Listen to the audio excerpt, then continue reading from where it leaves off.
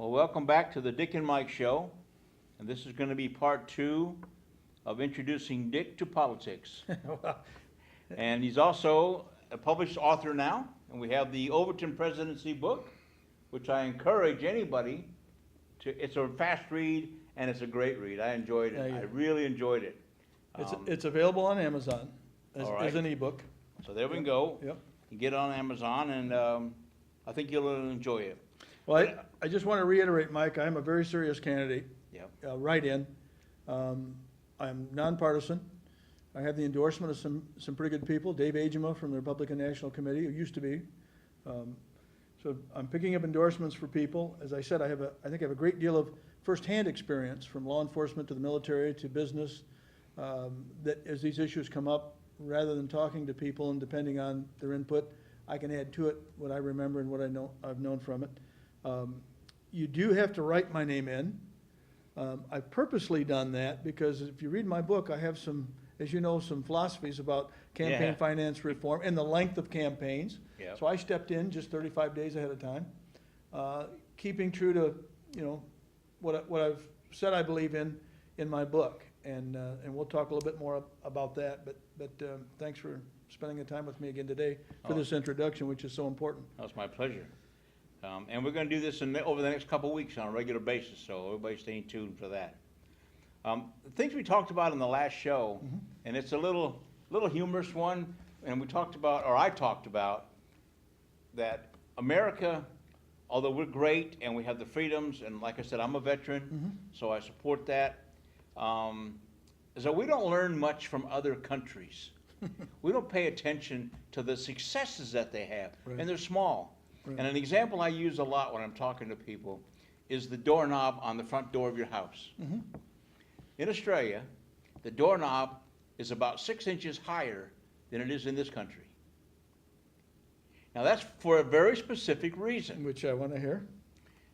Little kids can't get out of the door until they're old enough to walk and understand directions. Boy, does that make a lot of sense. They can't reach the doorknob. So simple. So simple. Yeah. So clever. So why don't we think of that? And I've been talking about that since I've been back from Australia, and I lived there for quite a while. No contractor wants to do it. Right. I don't understand it. Right. And it's such a little effort to drill the hole 6 inches higher than drill it down low to stop little kids from getting out of the house. Well, if you replace doors in America, the plunger was set at a certain height, and the new one's got to match it, I guess. So there you go. You're right, we don't change. Yeah. But that idea about how we stack up against the rest of the world and the way we do things, you had mentioned in between the sessions about immigration reform. Yeah. And both of us at the same time, well, nobody else on the planet does what we do. No. You tried going in, as you mentioned, about what it took for you to get into Australia as a citizen, a background into who is this guy, what skills does he bring, why is he coming here? It goes back to a philosophical thing, too, that anything that's easy to get isn't valued. So we don't realize that when we're letting just people walk in, show up, stick all around everything, it's probably not, the best idea when you think long-term, what they want to accomplish and why they're here. The idea that unfettered, unchecked, that there are no bad souls coming in here is just ludicrous. So the idea of wanting to reinforce our borders and at least treat people coming south to north the same way people get treated north to south. Yep. Try going into Mexico. And we know the story about the young man who got put in 326 days or something for crossing the wrong way with a gun. We'd have told him to turn around and go back. Yeah. They latched on to him. We have a very authoritarian government. And, it's interesting, we were talking, again, there's a lot of things that I think millennials and some people don't remember or understand, couldn't possibly, they weren't here. But many of the people that are in power today, particularly in the Democratic or the liberal side of our society, the liberal half of our society, let's admit it, of our generation, were suspect many, many years ago. I think Paul Harvey and a couple other people wrote essays or did pieces that they were very concerned about what happened to the core and the soul of this country when this generation came to power, because they didn't seem to believe in anything but themselves, their own comforts. Most millennials and those don't remember phrases like better read than dead, if it feels good, do it, if I did it, it's okay. And as you recall, those were part of the mantra back in that rebellious period. Yeah. These people didn't lose those things when they became adults and wanted to get into positions of power and that type of thing. Concerned about the values, the morals, the traditions, we see them folding everywhere, as if they weren't good for us. And yet, removing religion from our society as if it's a cancer.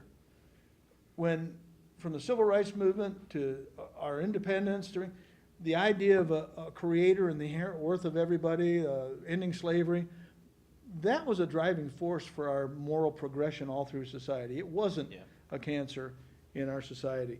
I mentioned earlier that one of the reasons I came in so quick before the election was that I have written about what I think elections ought to be like, shorter campaigns. One of the things I talk about in the book is campaign finance reform, and this was one of the easiest things for me. When we elect someone, we elect them to represent us.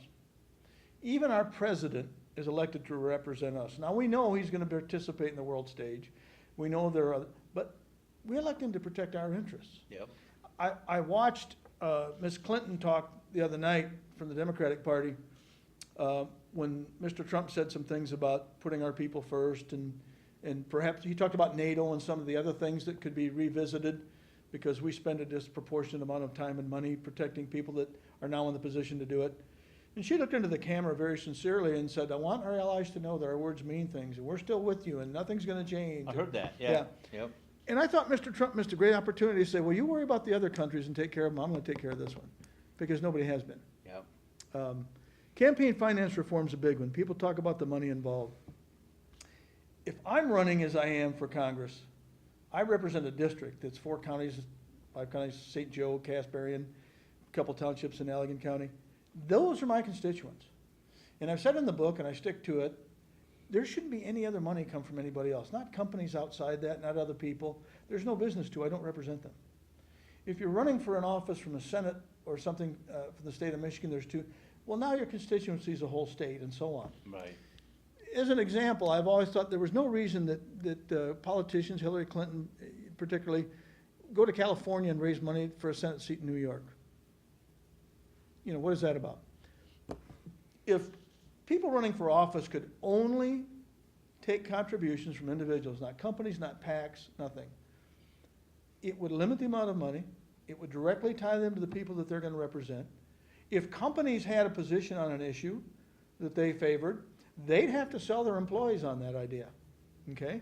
We might have voting booths in companies, or people would get let off to vote because now that's all we can work with is the individual. That's the power of the vote. One contribution, one vote. We've seen in the past, for instance, as an example, let's say that an organization, the people want profit sharing, or let's say it's a union and they're going on strike. The idea behind it, and it's a sound idea, is that communally the resources of that company were used, and they were some of the resources, the human resources, Yep. to generate all the revenue and income from that company. So they should share in it. So when the company does real well, they said, well, we should get a little more of that in some way, shape, or form. And that's sound judgment. What's interesting is that when the company gets taxed and that money goes to Washington, they don't realize that was their money too. Likewise, when the company takes that money, which, again, they help generate, and lobbies for a law or something that allows them to go away to another foreign land or something, what you're saying is you've used the money that these people have raised against them. They would have never done that if the control rested with them. Right. When I was in Southwestern Michigan College, United Technologies down in Niles was one of the first places that was involved in the NAFTA situation where they were going overseas or going to, and we found out that we were part of Michigan Works and some other people, what was called a quick response team. And our job was to go down there and meet with these people and show them the resources that were available to them now that their job was leaving the country. I remember thinking at the time, wait a minute, they're leaving the country, but they're leaving behind the cost of the taxpayers to retain these people. Yep. Why Why is the company doing it? Why are we allowing them to leave it all? If you don't think Mr. Trump is right about, on a large scale, the corporate environment that these people struggle with, Perigo, right up in Allegan, reincorporated, I think, in Wales or Ireland or somewhere, for the taxes. Yep. Perigo. Now, off between the sessions, we were talking about my father's history, my grandfather's from Allegan. We knew the Perigos. We knew the Delanos. We'd been to their home. These are family businesses that were started years ago and have carried on and are a part and parcel to America's economic history. Right. They're incorporated in a foreign land now because of the taxes. Don't tell me that Mr. Trump doesn't have something there. He knows what he's talking about. So in campaign finance reform, very simple. Unlimited contributions, Mike. If you want to give me $10 million, catch is I have to disclose that immediately. Right. And it may be that you're such an evil son of a gun that when they find out who's backing me, they won't vote for me. So it doesn't mean automatically that a lot of money is going to buy an election. Ross Perot couldn't buy one. Steve Forbes couldn't buy one. Bill Gates said he wouldn't even try. Okay? So that's not the issue. But it returns control to the individuals. You're going to have to talk to me, you know, if you want my money, if you want to represent me, and you're going to have to show up and you're going to have to talk about the things that matter to me. So campaign finance reform to me was real easy. The second half of that is once you're in office, particularly state representatives, congressional representatives, return to a state employee on a GS scale, for instance, if you want, and maybe an expense account, because the cost of living in Washington, D.C. is atrocious.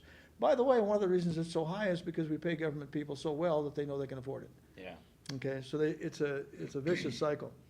Make them state employees again, once again having to answer to the people that they represent.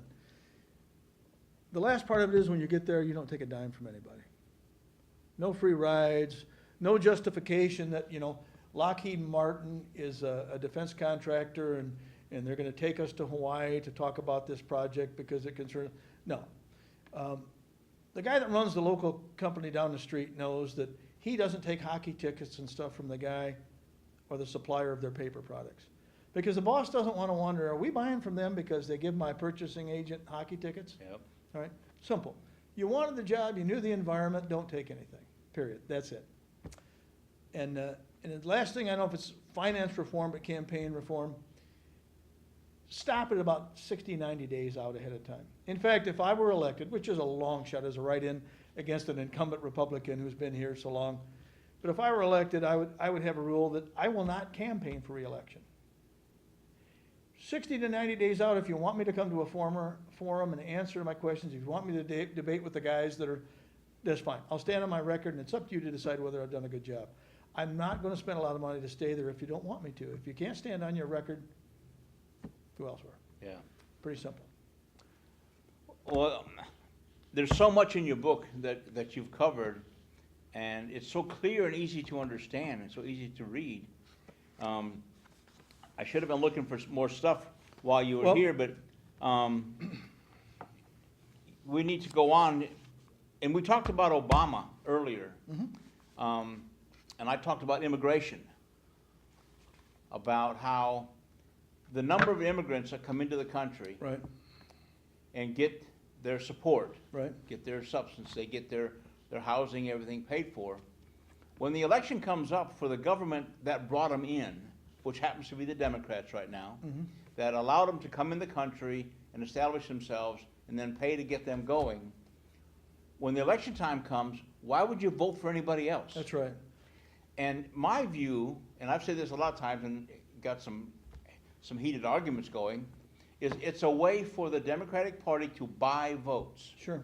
They're buying millions Sure. and millions of votes by offering all these freebies and letting people come in and supporting them against the Republican Party. You know what's an even better gig than that? Just one step further, it's the icing on the cake. It's not even their money. Yeah. It's the taxpayers' money. Yep. What a great gig.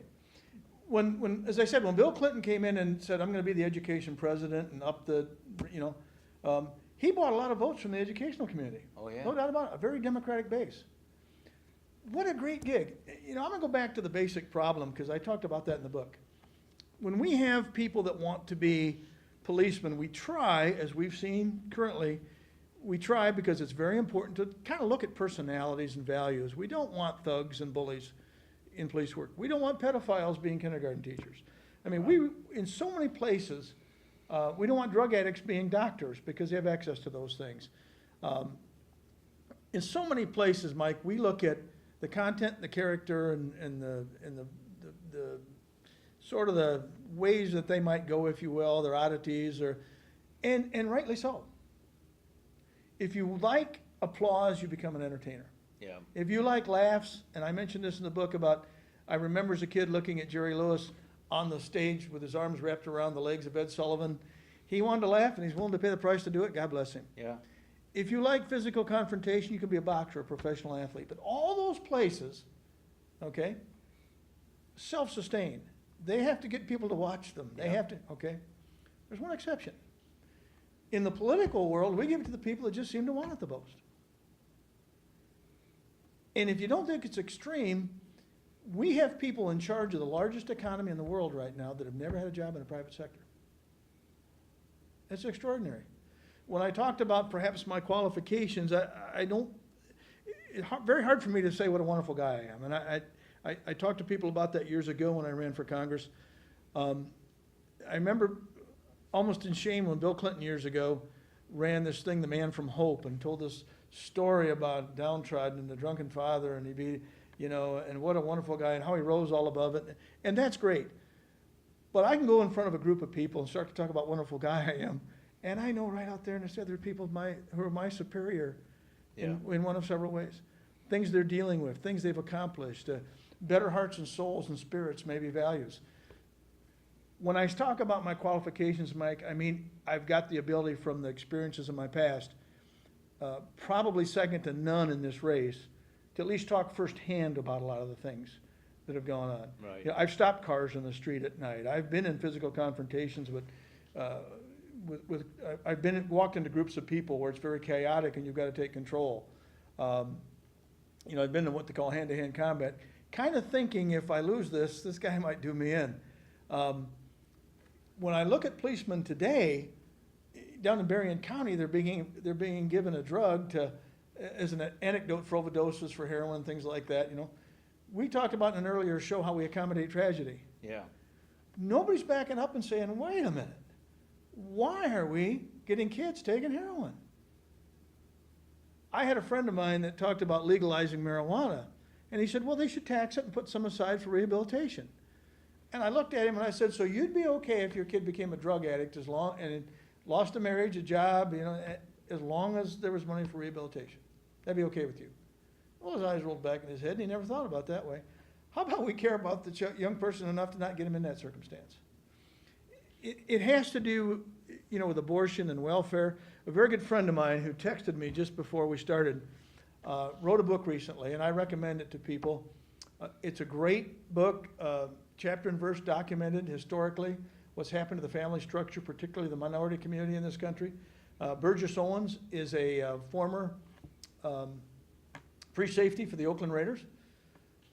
Very accomplished man, very decent man, friend of mine, has been to my house several times, came to the VFW in Decatur and spoke at the Voice of Democracy dinner, written a book, and one of the things he talks about in there is this same concept, about how we've done things institutionally, whether it's you know, immigrants coming in and giving them voter cards, so who they're going to vote for, because the people that let them come.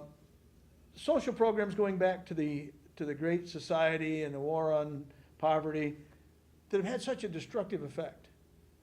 Ernest, that was in earlier, brought up one of the first things that Burgess talked about. The idea that as long as there's an able-bodied man in the house, you can't get welfare. Yeah. Yeah. So they don't marry. They get out of the house. Yep. Now we've got people that have illegitimate children, and the great and gracious nation that we are, and I've heard this phrase so many times, certainly a nation as wealthy as ours can't afford, you know, can't turn its back on the losers of life's lottery and everything. One of the things I said, if I were governor or president, I would make a very hard move to do away with aid-dependent children as we know it. I certainly wouldn't pull the rug out from the people that are on it now. That's dishonest, and you know. But in the future, I had some very stringent reasons how you could collect that. But we wouldn't be paying for children that nobody owns up to. Okay. We know it's not Dick Overton's philosophy. We know what's happened. I'd say if you're going to have a child, you better be able to take care of yourself. You have a spouse, partner, mom and dad, whatever. It's not the public's responsibility to take care of that child unless something dire happens. Yeah. That's where the good soul, the heart, and the generosity of the country come in. And if you talk to people, they're all in favor of those things. But how it's changed in this country, I was at my Social Security office preparing for retirement, and there was a little quiz up on the board, and I don't know the exact number, but I can tell you it's extraordinary. But little information coming across the screen, changing every few seconds, and it said that there are now how many ways or how many reasons or qualifications for getting SSI or Social Security, that type of thing. And it said 8, 16, 225 or whatever. Well, the 220-something was the right answer. How in the world did we get to that? Wow. People talk about saving Social Security and that type of thing. Well, the government over a period of time saw this huge pool of money. And instead of saying, hey, we're getting ahead of the pack here, we don't need it. Let's back off a little bit on the tax, cover who we have or whatever. They took money out. Yeah. All right? Now, if you or I took money out of a designated fund that was constitutionally ordained, you'd go to jail. So what they did was they borrowed it, which is even worse because now we owe the interest and the principal. Been better off if they stole it. And they can't pay it back. And they can't pay it back. Yep. Okay? So these are all things that people have done for political expediency, to look good, to save their face, whatever they philosophically want to do. And as I said, the icing on the cake is it's not even their money. It's ours. When they talk about $20 trillion in debt, the number just escapes people. Classic example of the pass it along to someone else, and you can check this. When David Letterman was retiring, this is a classic liberal Democrat philosophy. Somebody else will take care of it. When he was retiring, he had a lot of notable people come across, just saying goodbye. Well, President Obama was on there. And I remember sort of in a jovial, joking way, what's this debt thing? What's this big deal? Is that a big deal? Is that something we should worry about? That was Letterman's approach to it. And you can check. Obama said, well, in the long term it could be a problem, certainly, but he says it's nothing to worry about now. And that's not verbatim, but that's the answer in its essence. All right? Kick it down the road, let somebody else handle it. Okay? The liberals in this country, Democrats and stuff, keep complaining about guys like Donald Trump. These businessmen that are jabbing everybody and creating ill will and raping and murdering economically, okay? I've always told people if the real problem in this country is that the wrong people are in charge of these organizations, it's easy. You start one up. You start a new General Motors. You start a new Trump. And you take care of these people. And you pay them the right way. And it's that easy. And it's the only problem is that the wrong people are in charge. Yep. Go do it. Go take care of it. That's the answer. Well, it's not that easy. What Donald Trump represents to a lot of people right now is this anger at accountability, at being lorded over, at a double standard. The IRS particularly, and I talk about that in my book, has collection practices that you and I could never use. We've all had experience with that. Yep. I remember getting my checking account cleaned out by a mistake because the 30-day notice to me would have been up on Monday, and some clerk on Friday afternoon did it before they went home and stuck them in the mail. So that was the only thing that saved me. It was a mistake, and they had to reboot all the money and all that type of thing. But when I talk about the IRS and taxes, you'll notice I do an illustration in here, and I go back to medieval times. Yep. Okay? And the king's representative is in the village, and everybody's been told they got to come in, bring the little children along and the dog and the ox cart and everything. And then the guy says, is this your whole family? Yeah. How much did you make last year? Well, did you bring it all with you? Yeah. Has anybody been ill? Have you bought any new properties? Anything happened? I'll say all kinds of questions and stuff. Okay, your taxes, boom. All right. Fast forward. Family sitting burning the midnight oil. Got the IRS form out. How much did you make last year? How many dependents did you have? Did you have any losses? Any extensive medical bills? Okay, here's your tax. What has changed, Mike? Somebody's decided that this is your tax. Yeah. So subjective. So makes the IRS so powerful. We need a divorce from the IRS. Yep. And the only thing that's going to do that is a value-added tax. The mafia used to say the best way to sustain yourself is to skim a little off the top and don't bother anybody. A value-added tax is just that. A piece of the real economy, not a phony economy, what we think you ought to give, but a value-added tax. As you go through and make a purchase, 6% is this. The other thing we need to do, like the township assessment where 2.4 mils goes to the school and 1.2 goes to the drain, that type of thing, we have no plan to repay this debt. If we had a 8 or 10%, 10-cent federal tax, we ought to set 2 cents aside, retire the debt. That ought to be in there by law and get it going. Now, I've run this by, as I say in the book, some pretty prominent people in my area, and they're large farmers and business owners, and I'm not going to cite their names because it's not fair. But believe me, I talked to folks and said, hey, if you could pay a tax right now on your farm equipment, your diesel fuel and all, you don't. But if you could pay a federal tax, the right tax, we did some homework and saw it was fair and what we needed. So as you did your business on your seed and everything, you paid a tax. At the end of the year, whatever in the bank account was yours, you're all done. So now you can say, well, I've had a very good year. Under the present tax system, if you made $40 million this year, you better find a place to put it or the IRS is going to take it. Under this new system, if you made $40 million a year, it's yours and you can plan for the future, you can bonus your people, you can buy new equipment, whatever you want to do. I've asked several people in several different areas of farming and retail and that type of thing. You don't fill out any tax forms, at the end of the year, you're all done, you're square with the government. Would you do it? Everyone said I'd do it in a heartbeat. Yep. Everyone, without question. You know, it's funny you're talking about financing and money. It's a small thing again, but it's another country doing something. Sure. I was in Australia living there when they did away with the 1 cent piece. Yeah. Everything in Australia now is 5 cents, equal to 5 cents. Yeah. There's no 98 cents. It's 95. It's the nearest dollar. Right. Everything goes to the nearest dollar, either up or down. Our McDonald's just went from 58 cents to 60 cents for senior coffee, and I thought, it's about time. I'm always digging out pennies and everything. She said, well, we thought finally everybody was mentioning the same thing.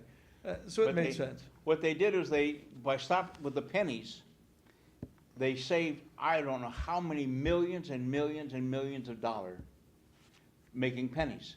Oh, yeah. And they did away, I think, with the $1 bill. Right. Now they have the $5 bill and the $2 coin. Sure. They're saving penny-wise, pounds foolish. Right. They're saving money. And some of the government philosophy, you talk about protectionism, and we got a couple of minutes, and if I could, I'd like to close with just a couple of statements. But about protectionism and jobs, that's the way we've always done it. We've always heard those phrases. I always say it makes about as much sense as the Army saying we can't go to trucks because if we do away with horses, we'll lose the blacksmiths. Yeah. Times change. You are compelled, you are duty-bound to the United States of American citizens. They're trusting you with their business. You do it the best and efficient as you can. And I want to just close a little bit and cover something that was covered last night. And I don't mean to borrow into my family situation, but I have a stake in this, and we've talked about it before. Yeah. I have a son-in-law who's a captain in the Army, 3 tours overseas in the Purple Heart. Very, very proud of. Who is attached to Special Forces. I have a son who's a captain in the Air Force with 3 tours overseas. He's an A-10 pilot, that type of thing. My other daughter, my son-in-law, Chris, we are all a family that, around to meet everybody. I'm not sure I intended it this way, but it's the way it wound up. We're a military family. Even those that aren't in, and the support, the connection. I have a big stake in this thing that's going on right now. And I also have some experience what it's like to be halfway around the world, wearing a uniform of the United States Marine Corps in a small village. And I'm no warrior, don't get me wrong, I'm just a Marine, and that's a fine title with me. There are people who have done far more than I have, and I salute them. But the point is, firsthand experience from a lot of things that are confronting our nation right now, I think I have, as much or more than anybody that's out there on the ticket. Yep. I think that will serve me well. The other thing I say is just as a personal pledge, if people trust me with this job, and it is a long shot, just a code of honor that I will protect your interest every stinking time, in every situation, in every hearing, in every law that comes up. I'm going to say, is this the right thing to do for the American people? Because these are my fellow citizens. Yep. I firmly believe a strong, secure, sovereign in the United States, contrary to a lot of liberals and people that think, we're mean and a firm, strong, profitable, rich, sovereign United States is not a bad thing for the world. I think it's a great thing. I agree. Thank you.